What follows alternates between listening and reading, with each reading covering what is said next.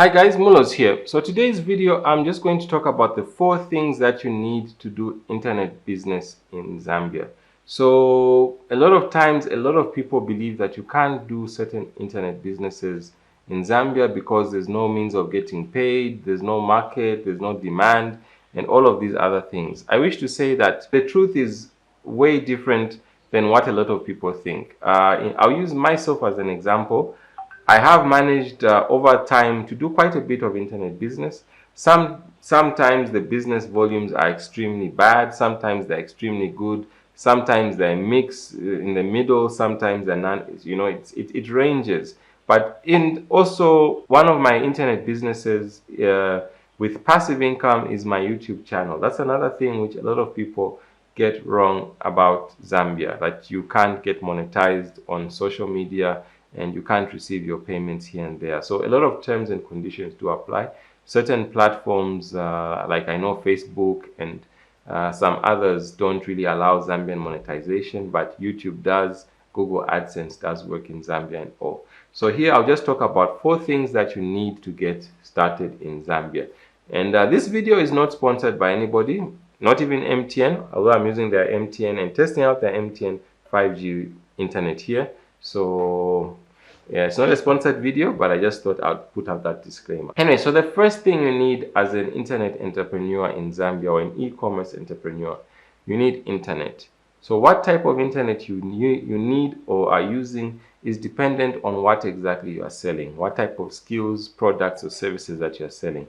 Some people don't need that much internet because their business is based on internet, on WhatsApp, Telegram, or any of these other lower consumption platforms. Then you find some other people's businesses are on Instagram or any of these higher data consuming platforms.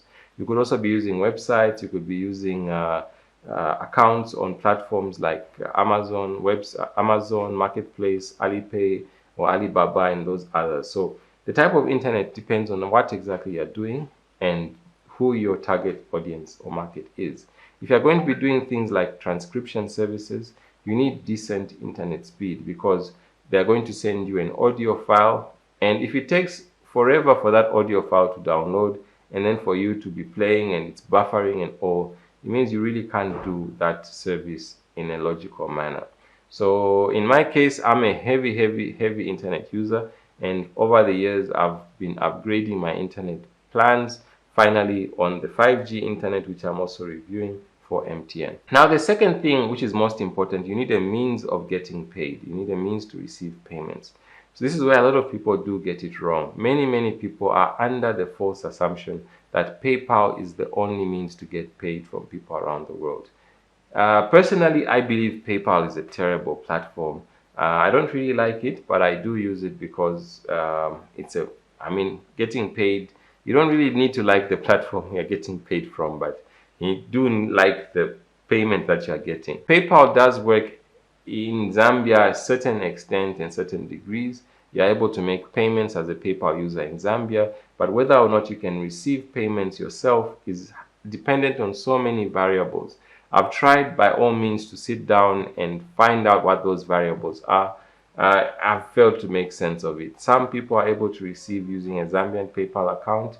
The majority are not able to receive, including myself.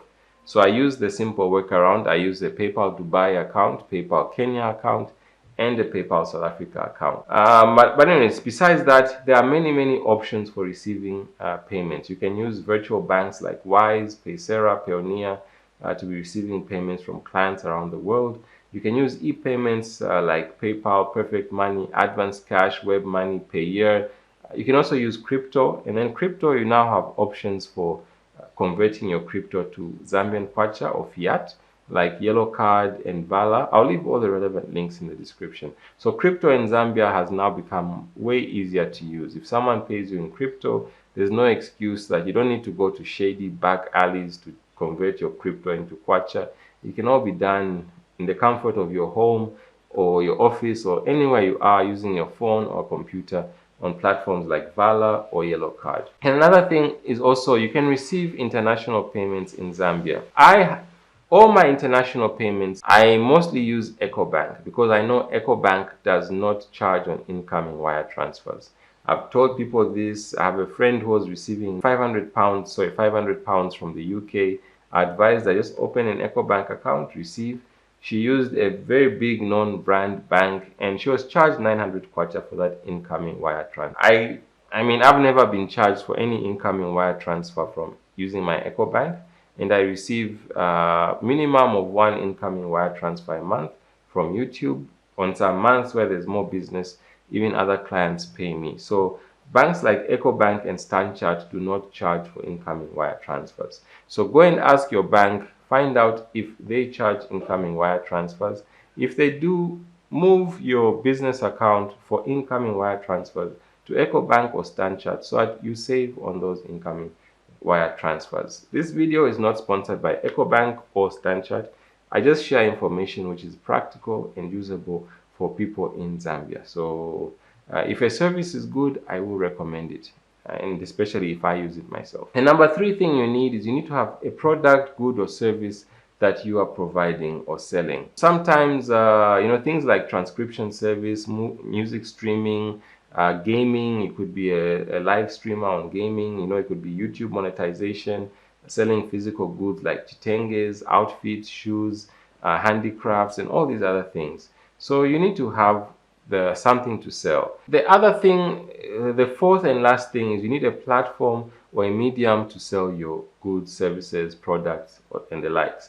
So you could be selling in a physical shop, on WhatsApp, Telegram, Facebook, Amazon Marketplace, eBay, Alibaba, and all these other places.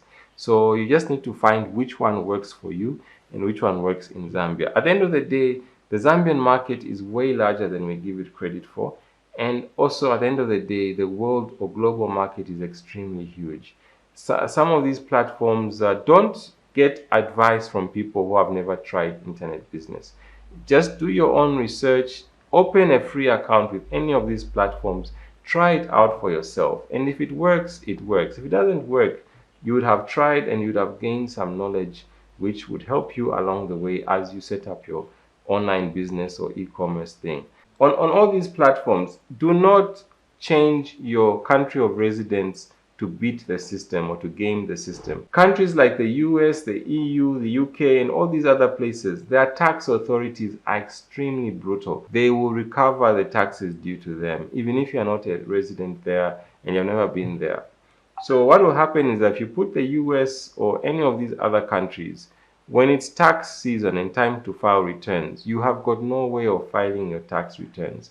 Money will be withheld, maybe 30+% will be withheld, or your entire account can even be closed for tax evasion and these other things. You could even find yourself with criminal liability in these places. I'm sure you have seen a lot of celebs in the US being arrested and taken to jail for tax evasion and all. Now imagine you fly to the US one day on holiday and you're nabbed for tax evasion. US tax system requires you to pay US tax consultants, and those guys' fees are extremely brutal. You can open your YouTube account in Zambia, use your Zambian credentials, get monetized in Zambia, and receive your YouTube pay in a Zambian bank account like I do. Every month between the 20th to 23rd, I receive my YouTube pay into my EcoBank account. I've never missed a single month and I've never had a problem, not even once. It works. Okay, so when it comes to YouTube monetization, this one I can at least speak as a monetized YouTube content creator. I'll leave all my stats here. Some people ask, why do you share stats on how much I've made and all? At the end of the day, the purpose of my channel is to help the people progress and take advantage of these platforms where they can make an honest living from. So it helps no one if I hide my stats. It's passive income, it's not my main source of income, so I don't mind sharing that information. If you're a content creator in Zambia, you can get monetized. You don't need to go through third parties and all, and you don't need to change your country of origin. On all these platforms, let me just 1 second. Be very, very mindful of where you're getting your business advice for setting up online businesses and all, because what you really want are systems that work in Zambia without issues. So these are some of the things I just thought I should mention. If you want to set up or open an online business in Zambia.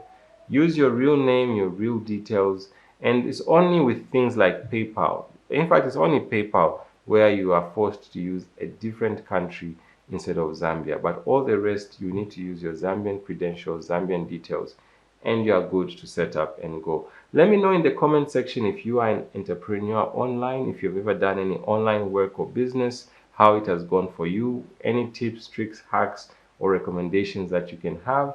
And I look forward to your comments. Thanks for watching, guys. Mulos, bye.